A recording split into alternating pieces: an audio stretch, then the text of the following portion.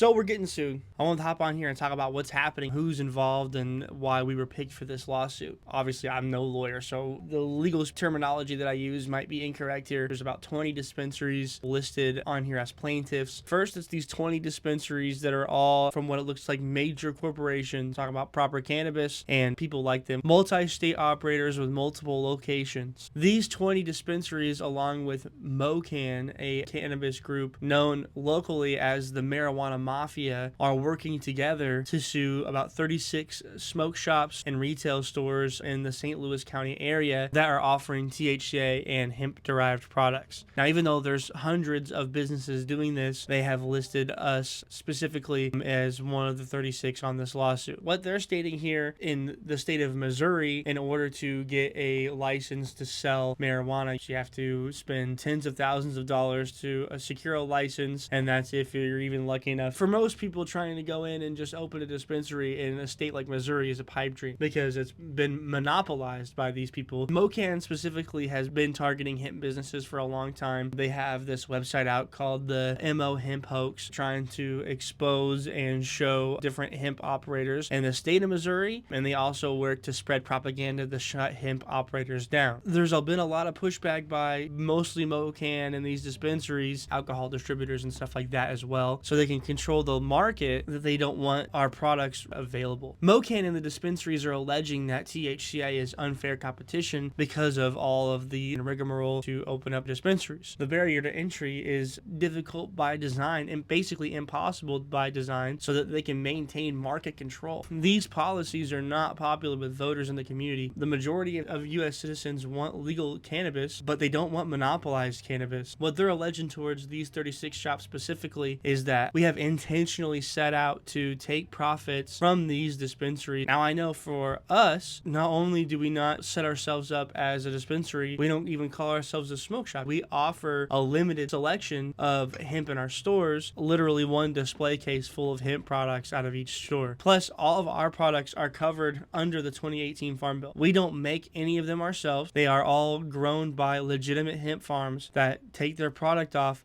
they get it tested, and it all comes back in within guidelines of the 2018 Farm Bill. So everything that we have and that we're carrying in our stores is completely compliant. Anything that gets sold on the shelf has to come from a legitimate supplier. This is already a market that most people know about at this point and are aware of, especially in states that might not have recreational marijuana, because the 2018 Farm Bill has allowed people to sell THCA, which is very similar. The precedent here has been set federally, and it's been set at the state level, and the state has yet to pass any legislation that has banned hemp cannabinoids or anything like that. And the reason that they've had a hard time passing it, like most people do not want to ban these products. Most people are for regulating these products. The argument for banning hemp in the first place is like, oh, we want to save the children. But all of us are going to, of course, be for regulating the product. At Big Head specifically, we age gate and we overregulate our hemp products already. You have to show ID to get these products, even though there hasn't been any legislation that has made an age limit on who can legally buy these products. So that's number one. Number two, they're stating that THCA is not legally classified as hemp because post-decarbolization is high THC. The 2018 Farm Bill describes hemp as cannabis that has less than 0.3% Delta-9 THC. The lawsuit is alleging that 0.3% Delta-9 THC is supposed to be post-decarbolization. But the precedent right now is that THCA flower that has been grown on a legitimate hemp farm with hemp paperwork is considered a retail hemp product. These guys are attacking retailers that are all buying products that have been manufactured elsewhere. But what's crazy about this lawsuit in particular in St. Louis, there's nothing else like this going on anywhere in the country except in Kansas City, Missouri, where there's a similar lawsuit happening with dispensaries there who are going after large hemp operators. In St. Louis, every single business listed is a small mom and pop smoke shop. They're all small businesses. Some of them don't offer hemp products and haven't for years, or even never have. It kind of seemed like these dispensaries picked a bunch of smoke shops on a map and threw darts to pick who they're choosing. To me, it seems like they're choosing specifically people that they think can't fight this litigation to force them to shut down, pay $75,000 in damages,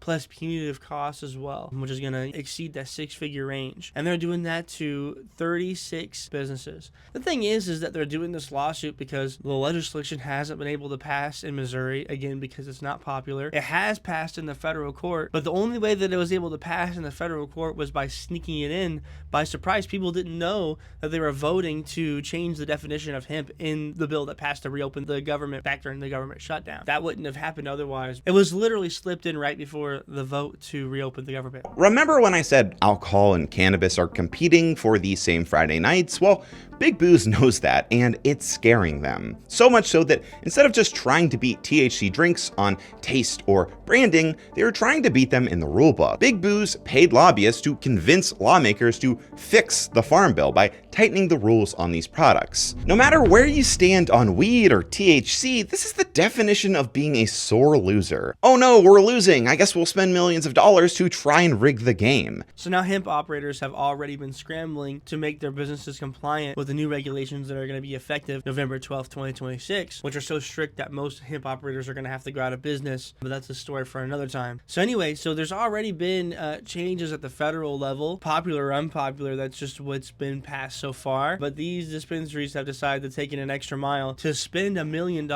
and target small businesses. For us, this is happening, I believe, because we are by happenstance like a mile away from a proper cannabis down the same street as ours in University City, Missouri. And so they are alleging that we are going through and unfairly competing against them with our hemp products inside of our gift shop by taking their business. Our location has nothing to do with where proper cannabis is located. A big part of the reason why we felt comfortable moving where we are is because there's a bunch of other hemp operators within a decent proximity. In the strip mall that we're at, we're the only retail at all. And across the street, there's a gas station convenience store, and they're also offering hemp products as well. But of course, that business hasn't been alleged in this lawsuit. It definitely seems, based off of everybody that's been targeted on this lawsuit, that it is purely to shut down these mom and pop businesses. MOCANN specifically is heavily involved with this lawsuit, as they are also in Kansas City, Missouri. And one thing that's particularly fun to note about them as well is that before they hit the scene, 10% of dispensaries in Missouri were multi-state operators, meaning that they were all small businesses. It was mainly small businesses operating as dispensaries before MOCANN came. After MOCANN came, we are now at 90% ran by multi-state operators. So that means that only big corporations are coming in to play the cannabis game, so they want the control. In my opinion, these are not people that are fighting because some wrongdoing has happened to them. These people are fighting simply because they want to control and dominate the market, and any competition that they can squash out, they will. That's why they make it so hard for you to be able to open a dispensary. That's why they want the market to be so heavily controlled. All 20 of these guys have basically came together and formed a St. Louis cannabis cartel. We've had to face this a lot since moving to University City. Several months ago, we had the police come in and tell us straight up that we couldn't sell hemp in our stores. And I actually had to go down to the police station with a lawyer to talk to the police. We showed the COAs and showed that everything was in compliance. And so since then, we have had hemp back on our shelves. And of course, our intentions in the store is to offer some hemp for as long as legally allowed. Obviously, we're going to keep offering our other products as well, because again, we're mainly a gift shop here. This is ridiculous. I think the lawsuit definitely going to be interesting. We already started making a documentary earlier in December and have been working with hemp operators and experts in the area for this documentary called The War on Hemp. So we'll definitely be covering more of that. Also, just a fun fact, every single piece of legislation that has prohibited hemp and marijuana has always been unfavorable by the majority of the population. The Marijuana Tax Act of the 1930s was the first piece of legislation that made hemp illegal. That was when hemp was redefined as marijuana originally, and they did that specifically because people didn't know the definitions between hemp and marijuana exist because of prohibition anyway. It is all people that are profiting by cannabis prohibition that are fighting to keep this product illegal. The people that are suing us are in the same boat. These are people that are utilizing prohibition to their advantage to have a competitive advantage in the market, which is why they want the law to be written the way it is, because a lot of their products comply also with the 2018 Farm Bill as well, and they can operate their businesses the same way as ours. There's no limit to how many people can operate a hemp business, which is where I have a hard time seeing how this is unfair competition. Anyone can do it. So how is that unfair competition? So yeah, big companies are using the law to their advantage to screw over small companies, and they're also all benefiting from prohibition as well.